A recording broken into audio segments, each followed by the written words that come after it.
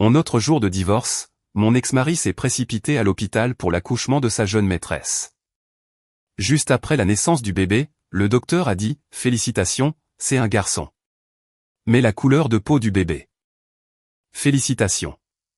C'est un garçon très en pleine santé. » Au mot du docteur, la belle-mère sauta de joie et prit son petit-fils dans ses bras. Mais au moment où elle souleva la couverture, un cri perçant plutôt que des acclamations de joie résonna dans le couloir de l'hôpital. Qu'est-ce que c'est? Le bébé a été échangé.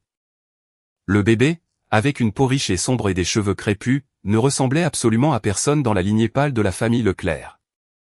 Ce fut la chute absolue d'une dynastie de milliardaires arrogants qui avaient piétiné une épouse dévouée de 15 ans pour adorer une maîtresse. Que s'est-il passé exactement pour cette famille? La porte d'entrée d'un luxueux penthouse de Manhattan s'ouvrit à 3 heures du matin. Julien Leclerc tituba dans le salon, sa cravate desserrée, jeta sa veste de costume par terre et s'effondra sur le canapé. L'odeur piquante de l'alcool mélangé au parfum doux et lourd de femme se répandit dans la pièce. Claire Valois, qui s'était agitée dans la chambre principale, ouvrit les yeux à la lueur des lumières du salon. Jetant ses couvertures, elle ouvrit soigneusement la porte et jeta un coup d'œil. Voyant Julien étendu sur le canapé, elle se mordit la lèvre. Ce n'était pas un événement unique. Au cours des 6 derniers mois, ses nuits loin de chez lui dépassaient 3 ou 4 par semaine, et rentrer à l'aube, ivre, était devenue sa routine. Claire marcha pieds nus dans le salon et ramassa la veste de costume par terre. Un reçu froissé tomba de la poche intérieure. Au moment où Claire le déplia et le lut, ses doigts tremblèrent légèrement. C'était un reçu d'un restaurant étoilé au guide Michelin à Chelsea. Un dîner complet pour 2 et 2 bouteilles de vin millésimé totalisait plus de $900. Alors que Claire fouillait plus profondément dans les poches de la veste, elle trouva un autre morceau de papier plié. C'était un email de confirmation imprimé pour une réservation dans un hôtel de luxe. La date était la nuit dernière. Ses mains tremblèrent violemment, mais Claire serra les dents, alla dans la cuisine et sortit un vieux smartphone désactivé, caché au fond d'un tiroir. Sur ce téléphone se trouvait un dossier simplement nommé « Ombre », et avec des mains tremblantes, Claire photographia les reçus et les réservations d'hôtel un par un, les sauvegardant dans le dossier. Chaque fois que l'obturateur de l'appareil photo cliquait doucement dans la cuisine silencieuse, Claire prenait une profonde inspiration pour réprimer ses tremblements. Après avoir enregistré toutes les photos, elle remit le téléphone dans le tiroir et s'appuya lourdement contre l'évier de la cuisine, les 2 mains. Sa tête tomba et ses épaules tremblèrent légèrement, mais aucun son de pleurs ne s'échappa de ses lèvres. 15 ans, elle avait épousé le fils aîné de l'Empire Leclerc, endurant les incessantes plaintes et les abus émotionnels de sa belle-mère exigeante et tolérant les nuits tardives de son mari des centaines de fois. C'était sa vie pendant 15 ans. L'après-midi suivant, Claire se rendit à la propriété familiale Leclerc dans les Hantons. Dans le vaste salon, sa belle-mère, Éléonore, était assise en diagonale sur le canapé, regardant une émission de télévision diurne, tandis que son beau-père, Arthur Leclerc, était assis dans un fauteuil en face d'elle, lisant le Wall Street Journal. Claire se tint au centre de la pièce, les mains jointes devant elle, et parla. « Éléonore, il y a quelque chose que je dois vous dire. » Sans même baisser le volume de la télévision, Éléonore tourna simplement légèrement la tête. « Qu'est-ce que c'est ?» Julien rentre à l'aube chaque nuit, complètement ivre. Ses costumes sentent le parfum de femme, et j'ai trouvé des réservations d'hôtels de luxe dans ses poches. Éléonore, ce n'est pas une fois. La voix de Claire trembla légèrement. Mais Éléonore ne fit que regarder l'écran de télévision et fronça le nez. Et alors, est-ce quelque chose que tu devrais me dire? Attends-tu que je gronde mon fils pour toi? Éléonore se redressa du canapé et fixa Claire. Claire, si un mari trompe à l'extérieur, ne sais-tu pas de qui c'est la faute? Si tu étais une bonne épouse, pourquoi irait-il ailleurs? Il cherche ailleurs parce que tu es inadéquate. Le visage de Claire devint livide. Elle serra les poings fermement sur les côtés, ses lèvres tremblantes, mais aucun mot ne sortit. Claire tourna la tête vers Arthur. Arthur, j'ai fait de mon mieux pour cette famille pendant 15 ans. S'il vous plaît, parlez juste à Julien une fois. Arthur tourna une page de son journal sans même la regarder. Ma femme a raison. Tu vis maintenant dans ta propre maison. Gère tes affaires domestiques toi-même. Ne viens pas dans cette propriété et ne fais pas de scène pour des choses si triviales. Éléonore posa la télécommande sur la table en verre et ajouta de l'huile sur le feu. Sais-tu à quel point Julien est occupé à diriger l'entreprise? Quand un homme est écrasé par le stress de l'entreprise, ces choses arrivent. C'est comme ça que sont les hommes. Tu devrais soutenir ton mari, pas faire des histoires pour des bêtises. Les yeux de Claire devinrent complètement rouges. C'étaient des mots qu'elle avait entendus d'innombrables fois en 15 ans, mais ce jour-là, ils lui transpercèrent le cœur comme du verre brisé. Éléonore, je n'ai rien fait de mal. Rien de mal?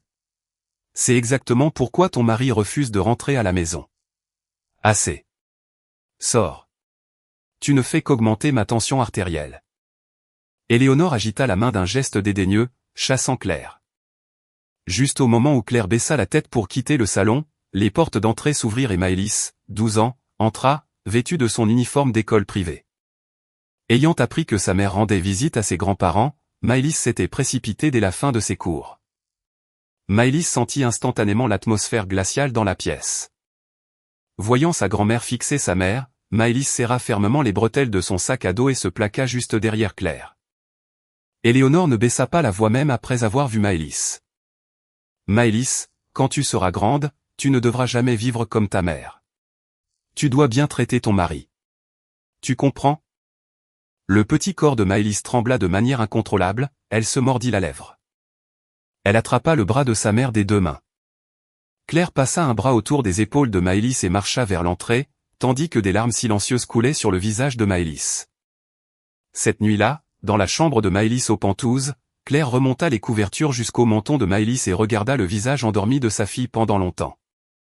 Des traces de larmes étaient encore visibles au coin des yeux de Maëlys, qui s'était endormie, épuisée d'avoir pleuré. Claire essuya doucement les taches avec son pouce et se mordit la lèvre. Maëlys, maman ne te montrera plus jamais ce côté de moi. Je te promets que je ne te laisserai jamais devenir une femme qui vit la tête baissée. Claire quitta tranquillement la pièce, ferma la porte, s'assit sur le canapé du salon et ouvrit son ordinateur portable.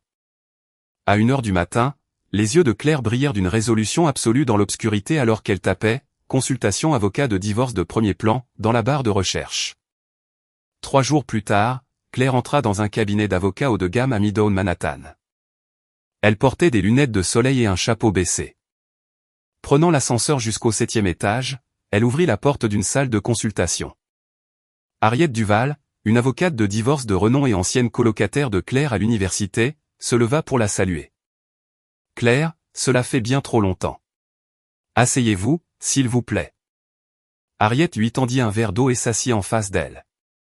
Claire enleva ses lunettes de soleil et sortit une épaisse enveloppe Kraft de son sac. « Harriet, regarde ça. J'ai des photos, des reçus et des enregistrements audio. » Harriet sortit les documents de l'enveloppe et les examina un par un. Il y avait des photos de reçus, de réservations d'hôtels et d'innombrables relevés de cartes de crédit pour des bijoutiers haut de gamme et des centres de villégiature de luxe, tous facturés au compte de Julien. Harriet posa les documents et hocha la tête à Claire. « Claire, c'est plus que suffisant. Nous pouvons vous obtenir une pension alimentaire maximale, une pension alimentaire complète pour enfants et la garde exclusive, mais les divorces contestés peuvent prendre des mois, parfois plus. Vous ne pouvez pas laisser votre détermination faiblir pendant ce temps. » Claire enroula ses 2 mains autour de son verre d'eau et regarda Harriet droit dans les yeux. « Je ne faiblirai pas. Je l'ai gardé pendant 15 ans. Je n'en peux plus. Quand j'ai vu ma fille se faire dire par sa grand-mère de ne jamais vivre comme moi, j'ai su que je ne pourrais plus jamais regarder ces gens. » Harriet serra la main de Claire fermement. « Compris. Je me battrai jusqu'au bout. Il hurlera probablement que vous n'obtiendrez pas un sou, mais je m'assurerai qu'il ferme sa bouche. » Claire serra la main d'Harriet en retour et hocha la tête. Le regard féroce des 2 femmes se rencontra solidement dans le calme du cabinet d'avocats. Une semaine plus tard, Julien regarda Claire alors qu'il enfilait ses mocassins italiens coûteux dans l'entrée. « Et, qu'est-ce que tu fais ces jours-ci? Tu prépares un procès en divorce ?» Claire cessa d'essuyer la table à manger et le regarda. Julien ricana et ajusta sa cravate. « Pars si tu veux partir, mais tu ne me prendras pas un seul centime. Sais-tu qui est ma famille? Tu pourrais embaucher 100 avocats et tu repartirais les mains vides. » Claire posa son torchon et rencontra son regard arrogant, mais elle ne dit pas un seul mot. Quand Julien claqua la porte, Claire serra le bord de la table et regarda par la fenêtre. Les mois passèrent, des dates de médiation furent fixées, et les avocats de Julien tentèrent de dépeindre Claire comme une épouse qui négligeait ses devoirs familiaux, mais ils furent bloqués à chaque tournant par la montagne de preuves qu'Harriet avait préparées. C'était le jour du jugement final au tribunal. Lorsqu'Harriet soumit les photos de l'infidélité de Julien, les relevés financiers et l'enregistrement audio des abus verbaux d'Éléonore envers Claire, l'air dans la salle d'audience se figea. La voix d'Éléonore résonna des haut-parleurs. Il cherche ailleurs parce que tu es inadéquate. Le visage de Julien devint rouge vif et ses avocats baissèrent la tête en signe de défaite. Le juge lut le verdict. Reconnaissant la faute complète de Julien, le juge ordonna une division massive des biens, une lourde pension alimentaire, la garde exclusive de Maëlys à Claire et une importante pension alimentaire mensuelle pour enfants. Julien serra les dents, serrant si fort les accoudoirs de sa chaise que les veines de ses tempes gonflèrent. Dans le couloir du tribunal, Claire marchait vers la sortie principale avec Harriet lorsque Julien sprinta après eux et attrapa le bras de Claire. « Penses-tu vraiment pouvoir élever Maëlys seule ? Tu penses que le monde est facile juste parce que tu as mis la main sur de l'argent ?» Claire cessa de marcher et baissa les yeux sur sa main. Elle retira froidement son bras, le regarda droit dans les yeux une dernière fois, et tourna le dos, sortant des portes du tribunal sans dire un mot. Julien se tint dans le couloir, la regardant, mais Claire ne regarda jamais en arrière. 2 jours plus tard, de retour au cabinet d'avocat d'Harriet, « Harriet, je déménage en Californie. » Harriet posa sa tasse de café, les yeux écarquillés. « La Californie ? » Soudainement, je prends Maëlys et je recommence à Los Angeles. Si je reste à New York, je tomberai inévitablement dans les cercles de sa famille, et les gens pointeront du doigt Maëlys. J'ai refusé de la laisser voir ça. Harriet étudia le visage de Claire un instant, puis sortit un dossier. D'accord, j'ai un contact là-bas, un agent immobilier nommé Marc Dubois. Il travaille autour d'East Los Angeles et peut vous aider à vous installer. Puisque votre règlement est substantiel, si jamais vous décidez de démarrer une entreprise, il connaît bien les zones commerciales. Claire hocha la tête et serra la main d'Harriet. Merci, Harriet. Sans toi, je vivrais encore comme un fantôme dans cette maison. Ne sois pas ridicule. Tu as fait le choix. Reste en contact quand tu arriveras à là. Quoi qu'il arrive, je te soutiens. Au terminal de départ de l'aéroport JFK, Claire se tenant la poignée de sa valise, tandis que Maëlys, serrant les bretelles de son sac à dos, regardait l'énorme tableau d'affichage des vols. « Maman, comment est Los Angeles ?» Claire regarda Maëlys. Au lieu de répondre, elle serra la petite main de Maëlys, et les deux marchèrent côte à côte vers leur porte d'embarquement. À travers les immenses fenêtres de l'aéroport, un avion rugit et s'éleva dans le ciel, reflétant les dos déterminés de la mère et de la fille qui s'éloignaient.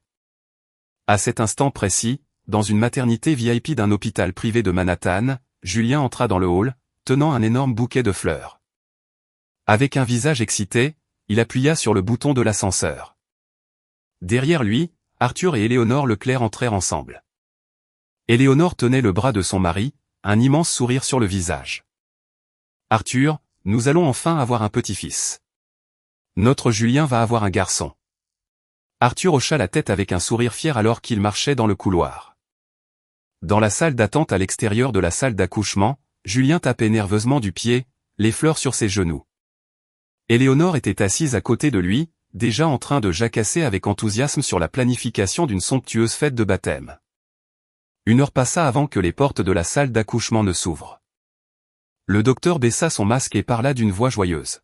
« Félicitations, c'est un garçon en bonne santé. » Julien se leva d'un bond et Éléonore joignit les mains, submergée par l'émotion. Arthur plia son journal et se leva également. Une infirmière sortit, tenant le bébé emmailloté. Juste au moment où Julien ouvrit les bras pour recevoir son fils, il aperçut le visage du bébé à travers les couvertures et ses bras se figèrent en l'air. Une peau riche et sombre et des cheveux crépus, le bébé ne ressemblait à personne de la famille Leclerc.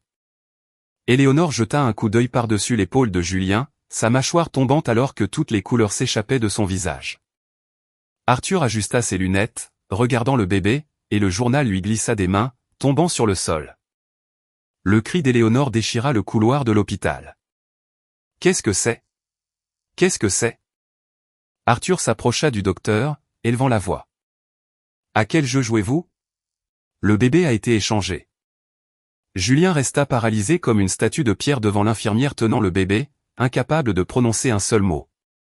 Le bouquet de fleurs lui échappa des mains, se dispersant sur le sol poli de l'hôpital. Le couloir sombra dans le chaos avec les lamentations d'Éléonore et les cris furieux d'Arthur. Des infirmières se précipitèrent pour les calmer, mais c'était inutile. Le visage d'Éléonore perdit toute couleur. Elle trébucha en arrière, serrant son collier de perles, incapable de former un mot. Le visage d'Arthur se durcit en un masque de pure fureur. Il se tourna vers son équipe de sécurité. « Appelez mes avocats. Maintenant, regardez la couleur de la peau. Je vous dis que le bébé a été échangé. Vérifiez encore. » Le docteur leva les deux mains défensivement. « Monsieur Leclerc, il n'y a absolument aucune possibilité de confusion pendant cette procédure. Si vous le souhaitez, nous pouvons effectuer un test ADN immédiatement. » Julien poussa violemment les portes de la salle d'accouchement et chargea à l'intérieur. Valérie était allongée sur le lit, le visage couvert de sueur. Elle leva les yeux alors que Julien agrippait les barres du lit, rapprochant son visage du sien. « Qu'est-ce qui se passe? Explique-moi ça. » Valérie le regarda droit dans les yeux et répondit d'une voix d'un calme glacial. « Qu'est-ce que vous voulez dire? C'est votre enfant. La génétique est compliquée. Cela pourrait être un trait d'un ancêtre lointain. Pourquoi agissez-vous comme ça? » Il n'y avait pas le moindre tremblement dans la voix de Valérie. Elle ouvrit grand les yeux, feignant une pure innocence tout en serrant le bord de sa couverture. Julien la fixa intensément, mais elle ne rompit pas le contact visuel. Devant la porte, Éléonore attrapa le bras du docteur et cria « Faites le test ADN tout de suite. » Aujourd'hui. Le docteur hocha la tête et ordonna aux infirmières de préparer le test. 2 semaines passèrent. Julien s'enferma dans une suite d'hôtels de luxe, appelant l'hôpital des dizaines de fois par jour. Il se rongea les ongles si implacablement que le bout de ses doigts saignait. L'après-midi du 14e jour, son téléphone sonna. C'était l'hôpital. Julien porta le téléphone à son oreille. Tandis que la voix du docteur s'écoulait du récepteur, le visage de Julien devint cendré. Les résultats du test confirment qu'il y a une probabilité 0 de paternité biologique. Le téléphone lui glissa des mains et tomba sur le tapis. Il s'effondra sur le sol à côté du lit, se tenant les cheveux des 2 mains et recroquevillant son corps. Des gémissements s'échappèrent de sa bouche, mais il ne put former de mots. 1 heure plus tard, Julien se précipita à l'appartement de luxe de Valérie. Il composa frénétiquement le code d'accès, mais la porte ne s'ouvrit pas. Il frappa à la porte à coups de poing, hurlant « Valérie, ouvre la porte, Valérie !» Il n'y eut pas de réponse. Julien courut au bureau de la direction, les suppliant d'ouvrir la porte. Lorsque le gérant de l'immeuble utilisa la clé passe-partout, ils trouvèrent un appartement complètement vide. Les vêtements dans le placard, les cosmétiques sur la coiffeuse, les chaussures de créateur près de la porte, tout avait disparu. Julien se tint au centre du salon vide, regardant autour de lui d'un air sauvage comme s'il cherchait un fantôme. Le gérant se gratta la tête et parla derrière lui. Cette femme a embauché des déménageurs et a tout vidé il y a 3 jours. Au fait, monsieur Leclerc, il y a eu un problème avec ce bail. La police nous a contactés en disant que ces documents d'identité étaient complètement falsifiés. Julien tourna lentement la tête pour regarder le gérant. Quoi? Et l'énorme caution et tous les loyers d'avance ont été payés avec vos comptes de crédit. Vous ne le saviez pas? Toutes les forces quittèrent les jambes de Julien. Adossé au mur, il glissa sur le sol et fixa le plafond de la pièce vide. La femme nommée Valérie était une fabrication complète du début à la fin. Son diplôme d'Ivy League, son badge de cadre supérieur, ses sourires doux et aimants. Tout était une arnaque méticuleusement orchestrée. Julien couvrit son visage de ses mains et murmura d'une voix basse et brisée, « Comment a-t-elle pu me faire ça? Tout était un mensonge depuis le début. » Le scandale se répandit comme une traînée de poudre. Les rumeurs selon lesquelles l'héritier de l'Empire Leclerc avait abandonné sa famille pour une arnaqueuse qui avait donné naissance à l'enfant d'un autre homme devinrent les commérages les plus en vogue dans les country clubs et les salles de conseil d'élite. Les moqueries atteignirent finalement les oreilles d'Arthur Leclerc. Arthur convoqua immédiatement Julien dans son bureau, mais Julien ne répondit pas à son téléphone. Éléonore s'enferma dans la propriété, refusant de prendre les appels de ses amis de la haute société, assise devant sa coiffeuse, les yeux gonflés. Elle marmonna pour elle-même, « Comment pourrais-je jamais me montrer dehors? Que diront les gens ?» Les mois passèrent. Arthur dut prendre des mesures drastiques avant que la réputation de la famille Leclerc ne soit entièrement détruite. Une réunion d'urgence du conseil d'administration fut convoquée. Avec des dirigeants alignés des deux côtés d'une longue table en acajou, Arthur se leva. À compter d'aujourd'hui, le vice-président exécutif Julien Leclerc est dépouillé de tous ses titres et fonctions d'entreprise. La salle de conseil devint silencieuse alors que les dirigeants échangeaient des regards nerveux. Julien sauta de son siège au fond de la table et cria « Père, cela n'a rien à voir avec les affaires de l'entreprise. » Arthur ne le regarda même pas. Il enleva ses lunettes et parla froidement. « Rien à voir avec l'entreprise. Penses-tu que mon humiliation n'a pas atteint Wall Street ? Chaque partenaire commercial que nous avons se moque de notre famille. Si tu sièges dans cette entreprise, tout l'empire Leclerc devient une risée. » Julien se pencha en avant, posant ses mains sur la table. « Père, je suis ton fils. Tu ne peux pas faire ça à ta propre chair et à ton propre sang. » Ce n'est qu'alors qu'Arthur regarda directement Julien, ses yeux remplis d'une déception plus profonde que la colère. Un fou qui renvoie sa femme dévouée pour jouer à la maison avec une fraude et ruine le nom de cette famille n'est pas mon fils. À compter d'aujourd'hui, le conseil gèle tes actions, et mes avocats démantèlent ton accès au trust familial. Tu as embarrassé cette entreprise pour la dernière fois. Sors. Le visage de Julien devint livide. Ses lèvres tremblèrent violemment, mais avec des dizaines d'yeux le fixant dans la salle de conseil, il ne put dire un mot de plus. Il poussa sa chaise en arrière et s'enfuit de la pièce. Même Éléonore lui tourna le dos. Lorsque Julien se présenta aux portes de la propriété une dernière fois, Éléonore parla par l'interphone. « Ne reviens pas. Je n'ai pas de fils comme toi. » L'interphone cliqua et Julien frappa le mur de briques de frustration. S'effondrant sur les genoux, des sueurs froides coulaient sur son front tandis qu'un silence absolu régnait de l'autre côté de la porte. Pendant ce temps, après un vol transcontinental, Claire et Maëlys franchirent les portes d'arrivée de l'aéroport international de Los Angeles. Des annonces en anglais résonnaient dans l'immense terminal, et au milieu de la foule écrasante, Claire serra fermement la main de Maëlys. Regardant autour d'elle, Maëlys ajusta son sac à dos et leva les yeux vers sa mère. « Maman, cet endroit est si grand et déroutant. »« Je sais, ma chérie, mais ce n'est pas grave. Nous allons nous en sortir pas à pas. » Près de la sortie, Claire aperçut un homme d'une cinquantaine d'années tenant une pancarte sur laquelle était écrit « Claire Valois ». C'était Marc Dubois, l'agent immobilier qu'Harriet avait recommandé. Marc s'approcha et prit leurs bagages. « Vous devez être Claire. Harriet a appelé à l'avance. J'ai la voiture prête.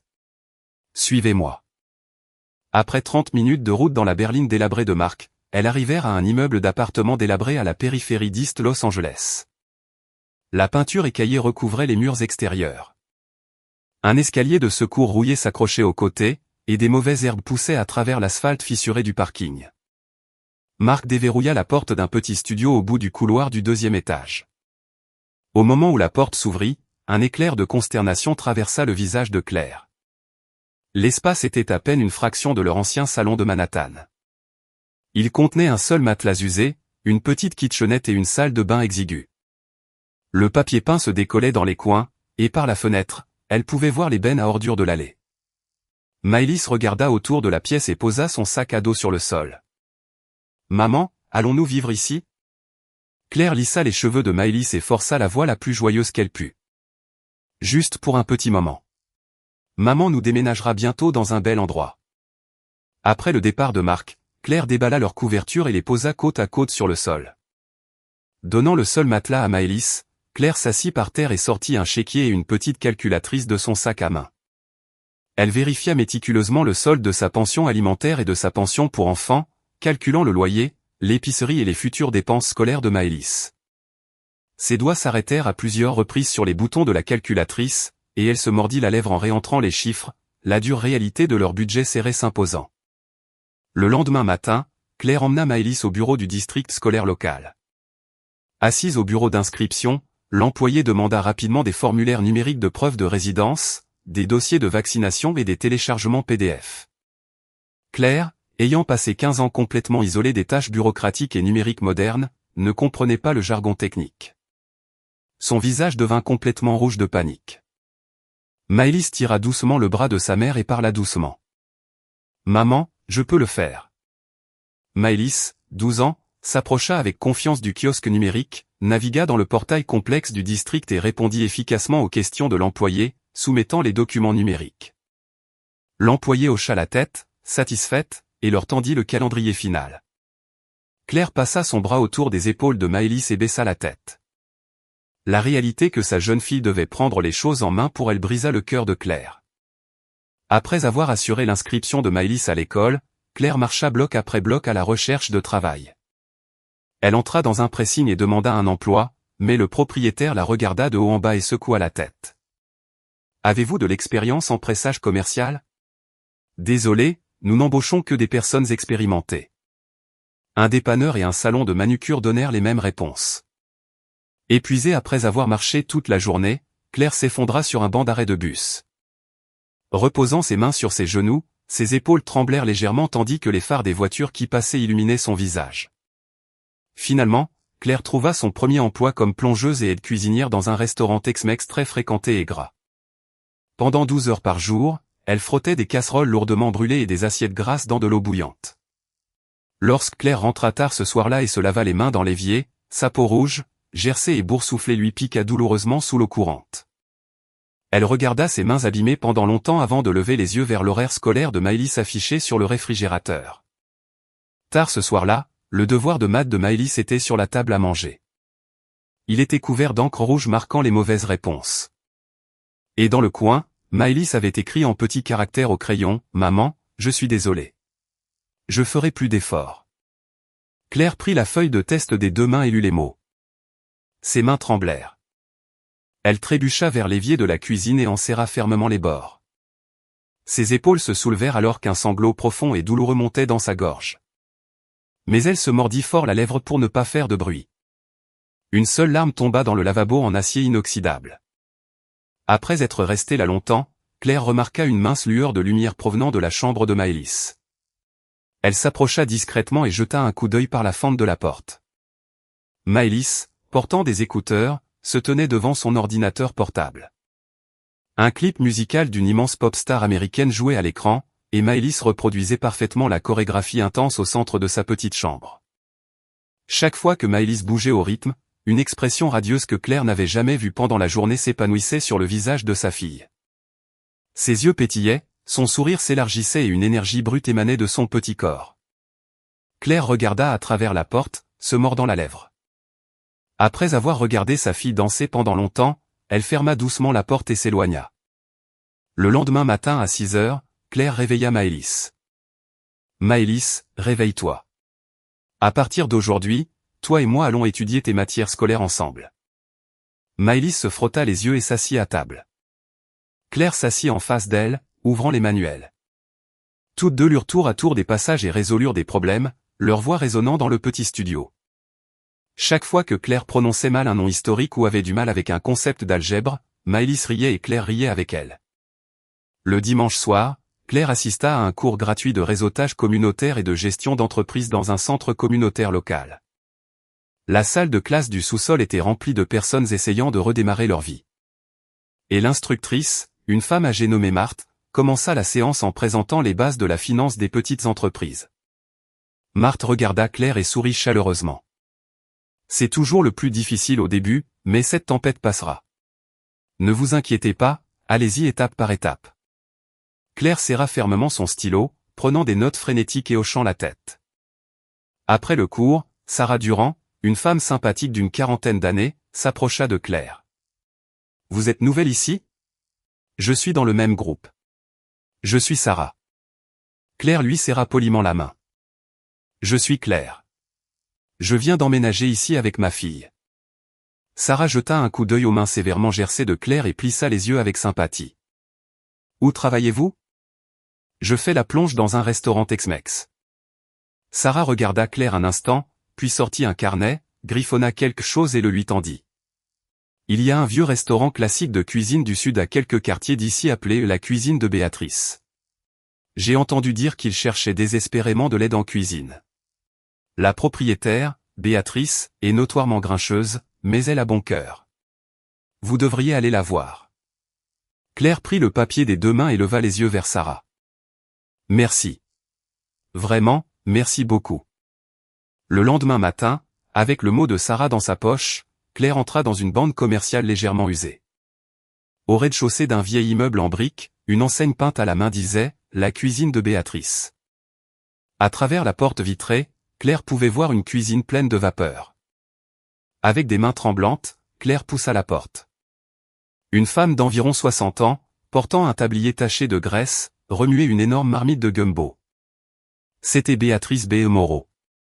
Les yeux perçants et ridés de Béatrice scrutèrent Claire de la tête aux pieds. Claire se tint droite, essayant d'avoir l'air professionnel. « Bonjour. J'ai entendu dire que vous cherchiez de l'aide en cuisine. » La voix de Claire trembla légèrement et elle attendit nerveusement la réponse de Béatrice. Béatrice posa sa lourde cuillère en bois contre la marmite et regarda les mains rouges et gercées de Claire. Béatrice s'éloigna de la cuisinière et marcha vers elle. Claire essaya de cacher ses mains tremblantes derrière son dos, mais les yeux perçants de Béatrice avaient déjà vu les ampoules et les cicatrices. « Avez-vous mangé ?» Claire leva les yeux. Elle s'attendait à des questions sur son CV ou ses antécédents culinaires. Ses yeux s'écarquillèrent de surprise. « Oui. » Béatrice se retourna, prit un lourd bol en céramique de l'étagère et y versa une énorme portion de gumbo fumant. Elle posa le bol brûlant sur une table, ajouta un accompagnement de pain de maïs frais et fit un geste du menton. « Asseyez-vous. Mangez d'abord. » Claire s'assit à table et prit une cuillère. Au moment où elle prit sa première bouchée du bouillon riche et parfaitement assaisonné, ses yeux devinrent rouges. L'arôme profond et réconfortant de la nourriture emplit ses sens, et Claire baissa la tête, serrant la cuillère alors qu'elle se mordait la lèvre pour retenir ses larmes. Béatrice s'assit en face d'elle, croisant les bras et regardant Claire en silence. Rien qu'en regardant ses mains abîmées et ses yeux remplis de larmes, Béatrice savait exactement à quel point cette femme s'était battue pour survivre. « Finissez ça, et je vous donnerai un tablier. Venez demain à 5 heures du matin. Je vous apprendrai à préparer la Sainte Trinité et à frire le poulet. » Claire posa sa cuillère, se leva et exprima sa plus profonde gratitude. « Merci. Vraiment, merci beaucoup. Gardez les politesses et finissez votre repas. » À 5 heures du matin le lendemain, Claire ouvrit la porte arrière de la cuisine de Béatrice. Elle commença par le travail de préparation épuisant, hachant les oignons, le céleri et les poivrons, frottant les pommes de terre et organisant la chambre froide. Ce sont des tâches que Béatrice faisait entièrement seule depuis plus d'une décennie, commander les fournitures à l'aube, prendre les livraisons le matin, survivre aux coups de feu du déjeuner et du dîner, et faire la comptabilité tard dans la nuit. Claire observait la routine éreintante de Béatrice et absorbait chaque détail. Un après-midi, pendant le coup de feu du déjeuner, un feu de graisse se déclencha sur la cuisinière, engloutissant instantanément une poêle. Tandis que la caissière adolescente paniquait et courait chercher l'extincteur, Claire saisit calmement un grand couvercle en métal et étouffa instantanément les flammes. Béatrice regarda la poêle ruinée et fit claquer sa langue. Claire intervint prudemment. « Béatrice, si vous avez les ingrédients, je peux préparer une nouvelle fournée de poulet épicé en 10 minutes. » Béatrice regarda Claire et hocha la tête vers le poste. « Fais-le. » Claire se déplaça à la vitesse de l'éclair, faisant frire parfaitement le poulet et le jetant dans une sauce épicée complexe qu'elle formula sur le champ. Elle dressa une belle portion dorée et l'envoya en salle. Béatrice s'appuya contre le cadre de la porte de la cuisine, observant les mouvements précis de Claire, ses yeux se plissant. « Où avez-vous appris à cuisiner comme ça ?» Claire s'essuya les mains sur son tablier et sourit amèrement. « Quand je vivais dans l'Est, ma belle-mère avait des exigences impossibles en matière de nourriture. J'ai passé 15 ans à cuisiner à la perfection juste pour survivre dans sa maison. J'ai beaucoup appris. 15 ans ? Eh bien, vous devriez envoyer une carte de remerciement à cette femme parce que vos mains sont pure magie. » Après cela, Béatrice commença à donner à Claire la liberté de développer de nouveaux éléments de menu. Claire utilisa les techniques de cuisine incroyablement raffinées qu'elle avait été forcée d'apprendre pour la haute société et les appliqua à la cuisine réconfortante de Béatrice. Elle créa une glaçage signature épicée au miel et au beurre pour le poulet frit, éleva le bouillon de gumbo en rôtissant lentement les os et introduisit un incroyable taco de poulet chaud fusion californienne du Sud. Les clients réguliers remarquèrent immédiatement l'amélioration spectaculaire de la saveur. Bientôt, des files d'attente se formèrent devant la porte le week-end et Béatrice tapait Claire dans le dos avec un fier hochement de tête. Pendant ce temps, la vie scolaire de Maëlys était un enfer. Elle était constamment mise à l'écart dans sa nouvelle école. À l'heure du déjeuner, elle s'asseyait seule dans un coin de la cafétéria, mangeant son repas préparé. Un jour, 3 filles populaires l'approchèrent. La meneuse, Chloé, désigna les vêtements de Maëlys et se pinça le nez. « C'est quoi cette odeur ? Tu sens l'huile de friture bon marché et les oignons. C'est dégoûtant. » Les autres filles ricanèrent, et Maëlys rangea rapidement sa nourriture et baissa la tête. Le harcèlement ne fit qu'empirer. Pendant le cours de sport, personne ne choisissait Maëlys pour ses équipes, et dans le couloir, quelqu'un ouvrit sa fermeture éclair de son sac à dos, renversant tous ses livres sur le sol. Maëlys passait ses pauses cachées dans les toilettes, pleurant, ne s'essuyant les yeux que lorsque la cloche sonnait pour retourner en classe. Tenir la journée et rentrer à la maison pour danser seule dans sa chambre avec des écouteurs était la seule chose qui maintenait Maëlys en vie. Un soir, Claire remonta les manches de la veste de Maëlys et vit des ecchymoses violettes foncées sur les avant-bras de sa fille. « Maëlys, qu'est-ce que c'est ? » ?»« Je suis tombée. »« C'est bon. » Maëlys baissa rapidement ses manches et détourna le regard, mais Claire regarda directement les yeux tremblants de sa fille. Voyant la peur là, la mâchoire de Claire se serra d'une froide fureur. Le lendemain, Claire se rendit à l'école et demanda une réunion avec l'instituteur de Maëlys, Monsieur Dubois. Il se pencha en arrière dans sa chaise, l'air dédaigneux. « Les enfants sont des enfants, Madame Valois. Maëlys a juste besoin de s'adapter au nouvel environnement. Cela se résoudra tout seul. » Claire essaya de discuter, mais Monsieur Dubois tourna en rond, n'offrant aucune solution. Claire dut partir les poings serrés. Cette nuit-là, elle serra fort Maëlys. « Maëlys, maman te protégera. Je te le promets. » Maëlys enfouit son visage dans la poitrine de sa mère et sanglota. Cette fois, Claire refusa de reculer. Elle appela Sarah Durand pour des conseils, qui la mit en contact avec un groupe de défense des parents local. Claire documenta tout, les ecchymoses, les vêtements déchirés, les incidents spécifiques.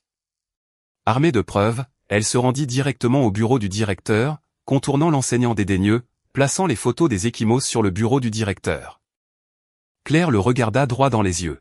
« Ma fille est agressée physiquement et harcelée tous les jours dans votre école, et votre personnel m'a dit d'attendre.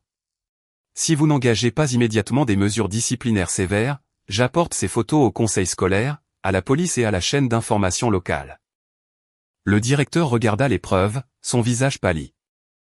Il rompit finalement le silence. « Nous allons engager des procédures disciplinaires contre les élèves impliqués. » Immédiatement, Chloé et les autres intimidateurs firent face à de graves suspensions, et l'école mit en place des protocoles stricts contre le harcèlement. L'atmosphère à l'école commença lentement à changer.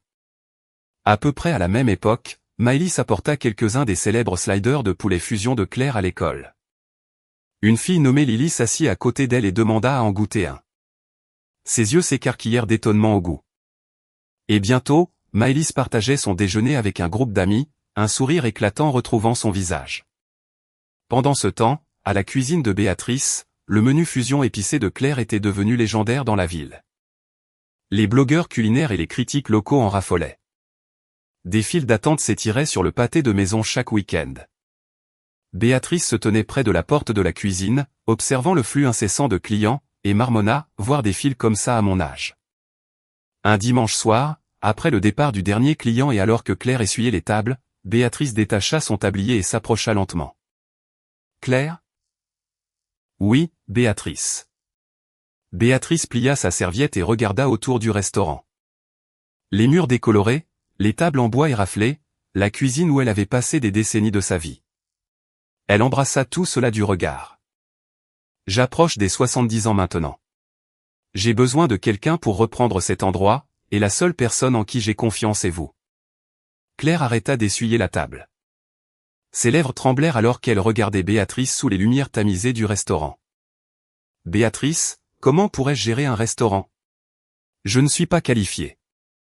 Béatrice tira une chaise et regarda Claire dans les yeux. Pas qualifiée ? Vous avez complètement repensé le menu et triplé nos revenus. Les gens font la queue pendant des heures. En des décennies de gestion de cet endroit, je n'ai jamais vu de file comme celle-là. Si ce n'est pas vous, alors qui ? Claire baissa la tête, incapable de parler. Béatrice lui tapota l'épaule. Réfléchissez-y quelques jours. Prenez votre temps. Après s'être agitée pendant 3 nuits, Claire regarda le visage endormi de Maëlys à l'aube. Voyant les petites mains de sa fille posées sur la couverture, Claire se mordit la lèvre avec détermination. Le lendemain matin, dès l'ouverture du restaurant, elle se tint devant Béatrice. « Béatrice, je le ferai. Je protégerai votre héritage et la nourriture. » Les yeux ridés de Béatrice se plissèrent en un sourire chaleureux alors qu'elle hocha la tête. « C'est tout ce que j'avais besoin d'entendre. » Béatrice proposa de vendre le restaurant pour une fraction de sa valeur marchande réelle. Lorsque Claire protesta, disant que c'était trop bas, Béatrice agita la main. « L'argent n'est pas ce qui compte ici. Laissez cet endroit à quelqu'un qui le protégera de sa vie et ce qui compte. » Claire combina son argent de règlement économisé avec un petit prêt commercial pour finaliser l'achat. Elle appela Harriet à New York pour revoir les contrats. Harriet rit au téléphone. « Waouh, Claire Valois, propriétaire de restaurant. Je reverrai chaque mot de ce contrat. Vous êtes incroyable. » Le jour où la vente fut finalisée, Claire monta sur une échelle et décrocha l'ancienne enseigne, la cuisine de Béatrice, la remplaçant par une toute nouvelle. Les mots « la table de Claire » brillaient au soleil. Béatrice apporta une plante en pot, la plaçant près de la porte d'entrée. « Vous êtes la patronne maintenant. Faites-en votre lieu. Je prends enfin ma retraite. » Claire s'inclina profondément, acceptant les clés avec des mains tremblantes. Béatrice tendit la main et serra fortement les mains tremblantes de Claire. Dès son premier mois en tant que propriétaire, Claire se réveillait à 4 heures du matin tous les jours pour choisir à la main les ingrédients les plus frais sur les marchés de gros. Elle testait de nouvelles recettes le matin, gérait les énormes coups de feu du déjeuner et du dîner, et faisait la comptabilité jusqu'à 23 heures. Maëlys rentrait à la maison dans un appartement vide, mangeait seule, faisait ses devoirs et s'endormait sur le canapé en attendant sa mère. Chaque fois que Claire rentrait à minuit et drapait une couverture sur le corps recroquevillé de Maëlys, ses lèvres tremblaient de culpabilité et d'épuisement. Réalisant que le travail acharné seul ne suffisait pas à développer l'entreprise, Claire s'inscrivit à des cours du soir de gestion d'entreprise au collège communautaire. 2 fois par semaine après la fermeture du restaurant, elle s'asseyait dans un amphithéâtre avec ses manuels. Apprendre la modélisation financière, le droit fiscal et les ressources humaines étaient incroyablement difficiles, mais Claire surlignait ses manuels et mémorisait les termes en rentrant chez elle en bus de nuit. Alors que l'entreprise de Claire se stabilisait, la passion de Maëlys pour la danse ne faisait que croître. Un jour, son amie Lily lui attrapa le bras. « Maëlys, tu dois participer au spectacle de talent de l'école. La façon dont tu danses, les gens vont devenir fous. » Maëlys secoua frénétiquement la tête. « Tu es folle sur une scène ? Je danse juste dans ma chambre. Ça rend ça encore plus fou. Si tu es si bonne en autodidacte, tu as ta place sur scène. » Après des jours d'hésitation, Maëlys s'inscrivit. Quand elle monta sur scène et que la musique commença, la chorégraphie qu'elle avait pratiquée des centaines de fois dans sa petite chambre explosa sous les lumières de l'auditorium. Quand elle réussit sa pose finale, la salle devint silencieuse une seconde avant d'éclater en applaudissements assourdissants et une ovation. Maëlys se tenait essoufflée sur scène tandis que Lily hurlait de soutien depuis le premier rang. Une vidéo de sa performance devint virale sur TikTok, recueillant des millions de vues.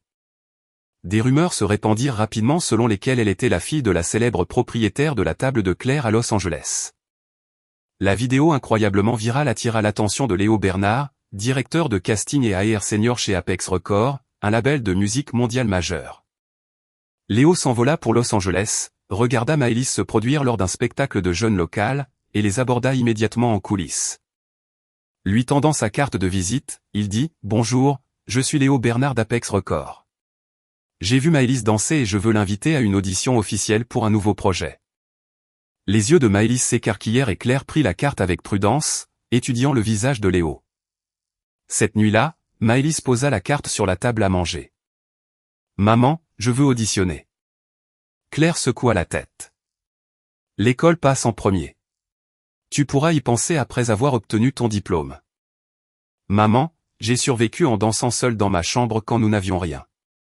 La danse était tout ce que j'avais. C'est mon rêve. » « Maëlys, sais-tu à quel point l'industrie du divertissement est impitoyable ? Je ne peux pas supporter de te voir souffrir. » Maëlys se leva et regarda Claire droit dans les yeux. « Maman, tu as changé toute ta vie avec un seul restaurant. Je veux changer ma vie avec mon rêve. Maëlys entra dans sa chambre et ferma la porte. Claire regarda la carte de visite sur la table pendant longtemps. Le soir suivant, Claire appela Béatrice. Béatrice, Maëlys veut auditionner pour un grand label et je ne sais pas si je devrais la laisser faire. Béatrice rit au téléphone. Claire, si je ne t'avais pas donné les clés du restaurant, serais-tu là où tu es aujourd'hui? Donne sa chance à Maëlys, tout comme je t'ai donné la tienne. Claire raccrocha et frappa à la porte de Maëlys. Maëlys, sors. Maëlys ouvrit la porte, les yeux rouges. Claire tint sa fille par les épaules. Tu ne peux pas quitter l'école. Tu me le promets? Maëlys hocha la tête avec enthousiasme, se mordant la lèvre. Je le promets, maman. Ça veut dire que je peux y aller? Va à l'audition. Maëlys jeta ses bras autour de sa mère et Claire lui tapota le dos, levant les yeux au plafond. Le jour de l'audition au siège d'Apex Records à Los Angeles, des centaines de candidats espérants faisaient la queue. Maëlys était assise dans la salle d'attente avec un numéro d'identification, ses jambes tremblantes alors qu'elle regardait des enfants ayant une formation professionnelle s'étirer parfaitement. Quand son tour vint et que la musique commença, Maëlys ferma les yeux, prit une inspiration et déversa chaque once de la lutte et de la résilience qu'elle et sa mère avaient endurée dans sa danse. Les trois juges posèrent leurs stylos, complètement hypnotisés.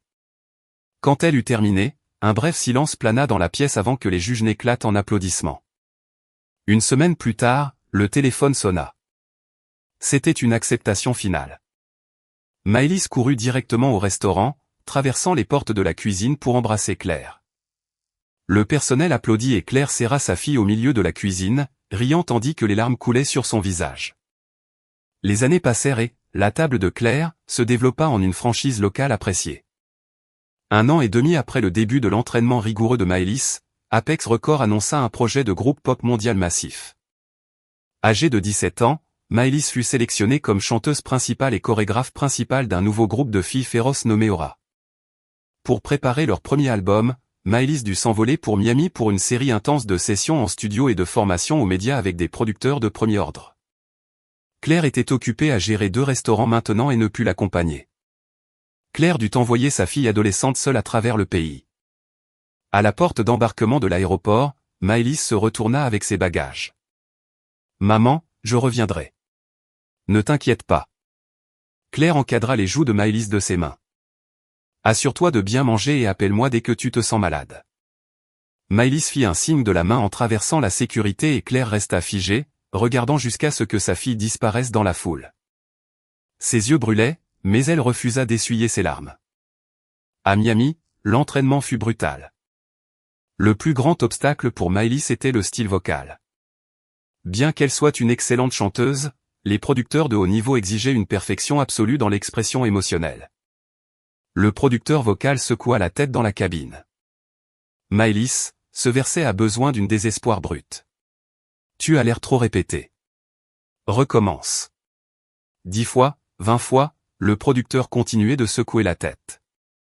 Chaque nuit, après que les 4 autres membres se soient endormis, Maëlys restait en studio jusqu'à l'aube.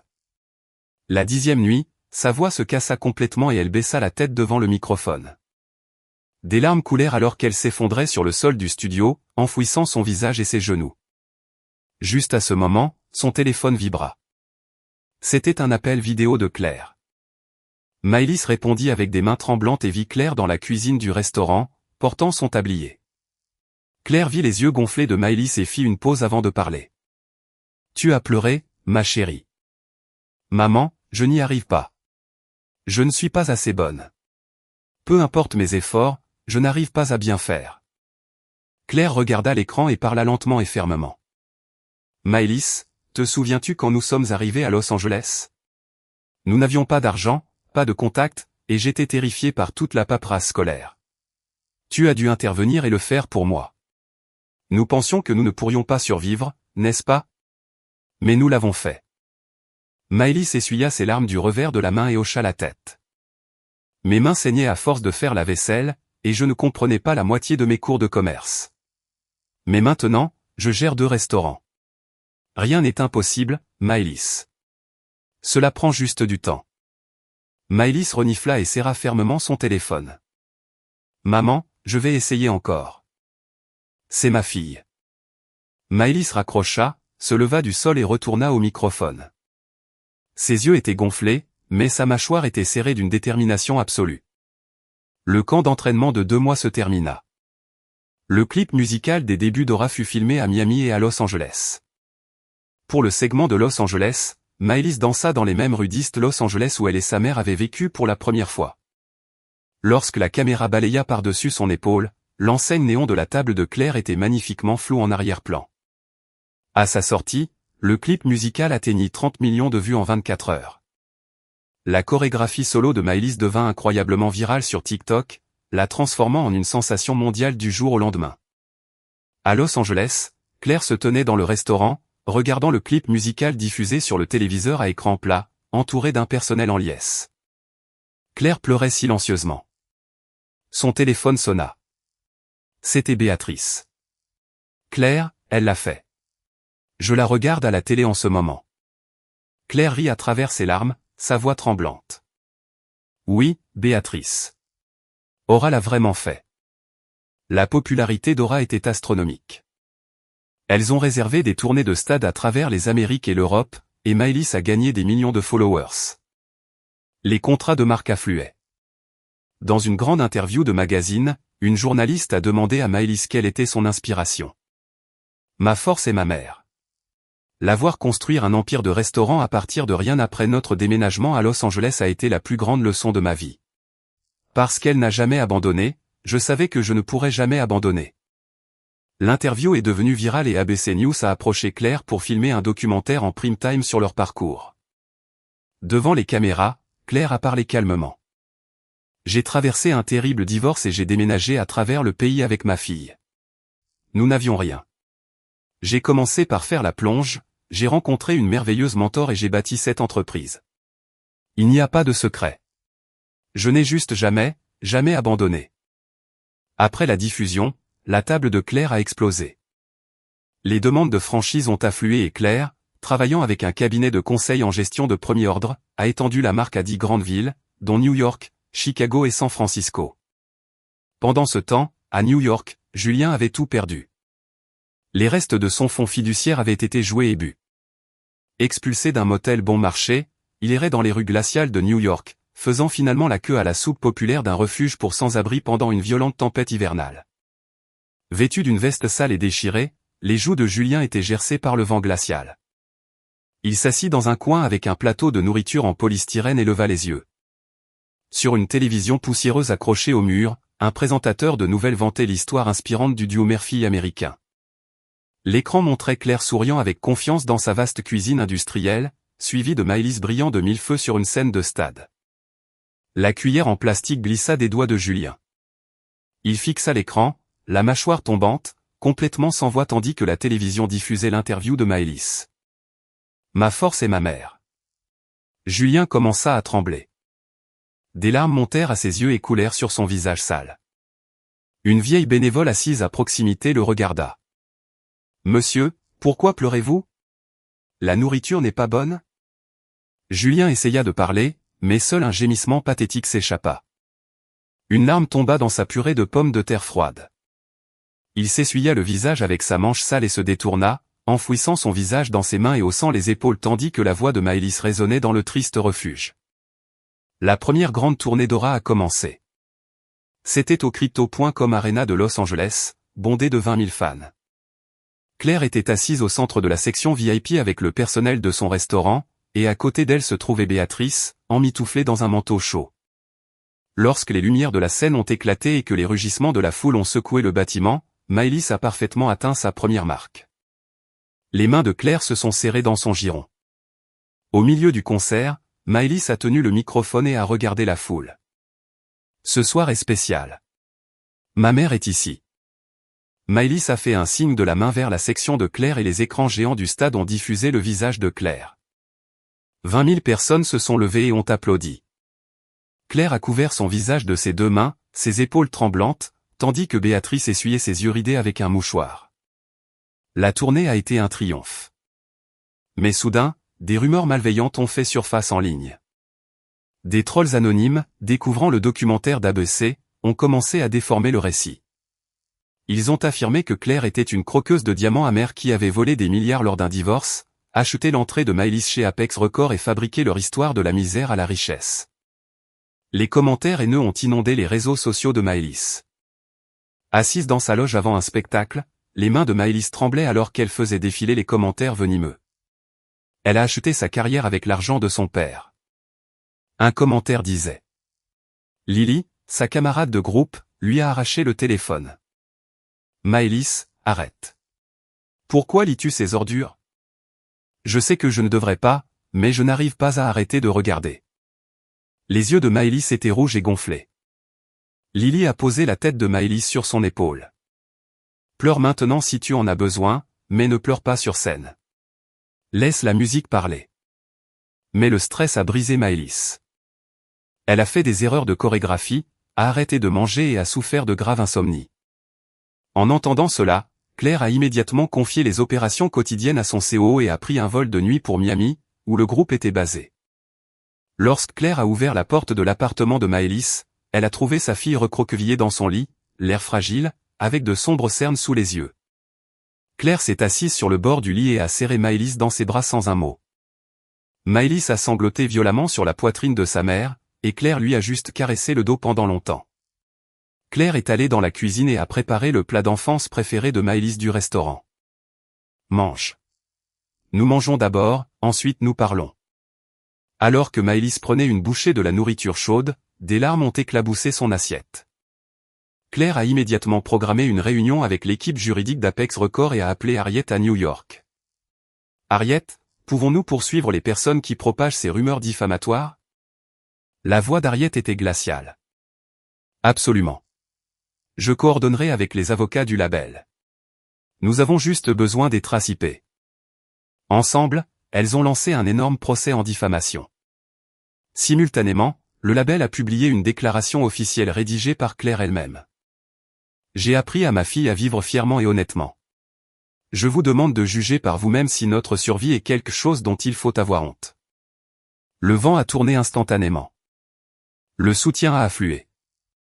Et alors que l'équipe juridique commençait à servir des procès aux pires délinquants, les commentaires malveillants ont disparu. Cependant, le stress des voyages internationaux et la gestion d'un empire massif ont eu un impact sur Claire.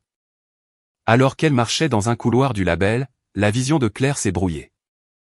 Elle s'est appuyée contre un mur, ses jambes ont lâché et elle s'est effondrée. À l'hôpital, les médecins ont diagnostiqué un grave épuisement, une anémie et un ulcère dû au stress. Ils ont ordonné 2 semaines de repos strict au lit. Maëlys est restée au chevet de sa mère toute la nuit, lui tenant la main. Ses yeux étaient injectés de sang. Claire a serré la main de Maëlys. Je vais bien, ma chérie. J'ai juste besoin de dormir. Maman, c'est de ma faute. Tu as traversé le pays parce que j'étais faible. Claire a encadré la joue de Maëlys. Ne sois pas idiote. C'est parce que je suis gourmande. J'ai essayé de gérer l'empire commercial et de m'occuper de toi en même temps, et mon corps n'a tout simplement pas pu suivre. Pendant ces 2 semaines, Claire a géré la crise des franchises via des appels vidéo depuis son lit d'hôpital, tandis que Maëlys a ajusté son emploi du temps de tournée pour rester prêt. Une nuit, toutes deux étaient assises dans le lit d'hôpital, partageant une tasse de nouilles instantanées bon marché, sirotant dans le même bol.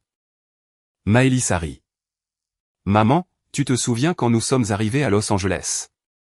Nous mangions des nouilles instantanées comme ça tous les soirs. Claire a souri. À l'époque, c'était tout ce que nous pouvions nous permettre. 2 semaines plus tard, Claire, complètement rétablie, a serré Maëlys dans ses bras à l'aéroport. Retourne sur scène. Ne t'inquiète pas pour moi. Pendant ce temps, la franchise de Claire a atteint des sommets extraordinaires, et le magazine Forbes a nommé Claire Valois sur sa liste des 50 femmes autodidactes les plus puissantes. Dans un somptueux country club des Hamptons, Éléonore Leclerc déjeunait avec ses amies mondaines d'élite. L'une des femmes fit glisser son téléphone sur la table. Éléonore, n'est-ce pas votre ancienne belle-fille? Elle a bâti un empire massif en Californie. Éléonore força un sourire figé et plia élégamment sa serviette. Oui. Eh bien, elle faisait partie de notre famille après tout. Elle a toujours été une excellente cuisinière.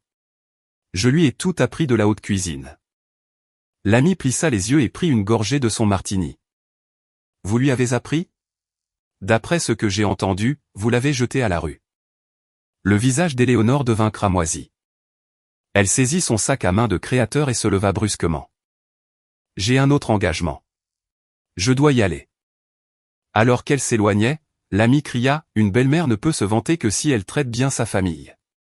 Vous ne pouvez pas revendiquer son succès après l'avoir rejeté. Éléonore poussa les portes du country club et se tint dans le couloir, appuyée contre le mur, haletant d'humiliation pure. La même semaine, Arthur Leclerc assista à un gala de réseautage exclusif pour milliardaires. Un autre magnate l'approcha avec un sourire. Arthur, je vois que votre ancienne belle-fille est dans Forbes. Tout un exploit, n'est-ce pas? Arthur resta figé, tenant son verre de scotch, complètement incapable de répondre. Ses mains tremblèrent légèrement, totalement humilié. Il posa doucement son verre et sortit par la porte arrière avant même que le dîner ne soit servi. De retour à Los Angeles, Claire a décidé d'utiliser son succès pour aider les autres.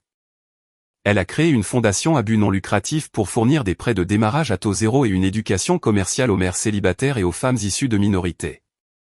Elle l'a nommée la Fondation Béatrice Moreau et a nommé Béatrice présidente honoraire. Lorsque Béatrice a reçu l'appel, elle est restée silencieuse pendant longtemps. Claire, mettre mon nom sur une fondation, c'est trop. Béatrice, tu m'as nourri quand j'avais faim. Sans ce bol de gumbo, je n'existerais pas aujourd'hui. Ce que tu m'as donné est incommensurable. Au téléphone, Claire a entendu Béatrice renifler, suivi d'un calme « Merci, Claire ». Au gala de lancement de la fondation, Claire s'est tenue au podium. Au premier rang étaient assises Béatrice, Maëlys, Harriet, venue de New York, et Sarah. Claire a regardé la foule. Il y a quelqu'un que je dois présenter aujourd'hui. Cette femme m'a donné ma première chance quand j'étais une paria terrifiée. Elle n'a pas demandé de CV. Elle a regardé mes mains ensanglantées, m'a donné un repas chaud, m'a donné un emploi, et m'a finalement confié le travail de sa vie. Sans elle, je serais encore en train de récurer des casseroles dans une ruelle. La salle a éclaté en une ovation debout. Béatrice a pleuré, levant sa main tremblante pour saluer Claire. Quelques mois plus tard, la nouvelle ultime est tombée. Aura a été nominée pour le prix de la meilleure nouvelle artiste aux Grammy Awards. Les médias sont devenus fous. Le soir des Grammy à Los Angeles, Aura a foulé le tapis rouge sous des éclairs aveuglants. À l'intérieur de l'arène, Claire était assise au premier rang, vêtue d'une magnifique robe de créateur.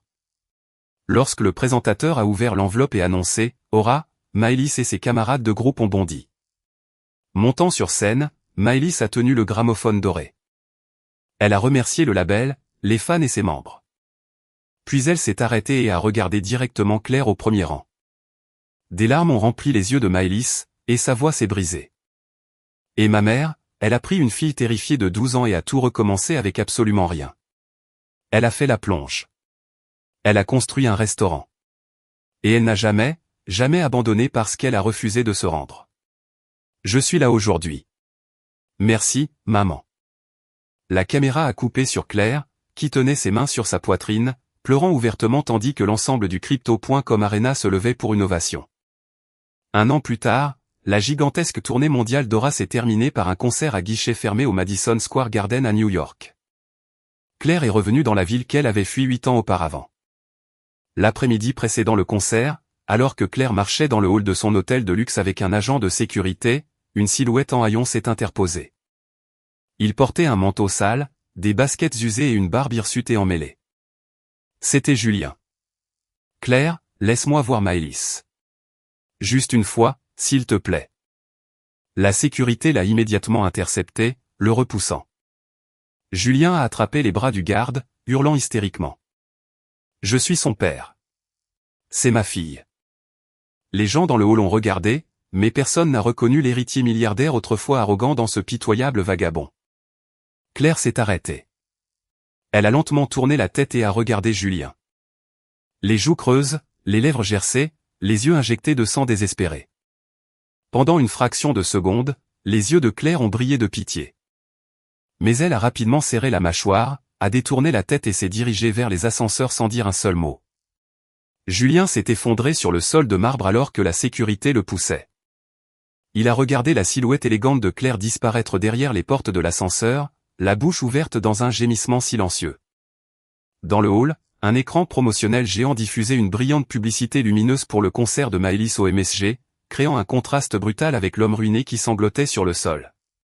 Le soir suivant, à l'intérieur d'un Madison Square Garden bondé, Maëlys a chanté la dernière chanson de sa tournée. Derrière elle, des écrans massifs affichaient un montage de photos, le petit studio à Los Angeles. Claire dans son tablier taché de graisse dans la cuisine de Béatrice.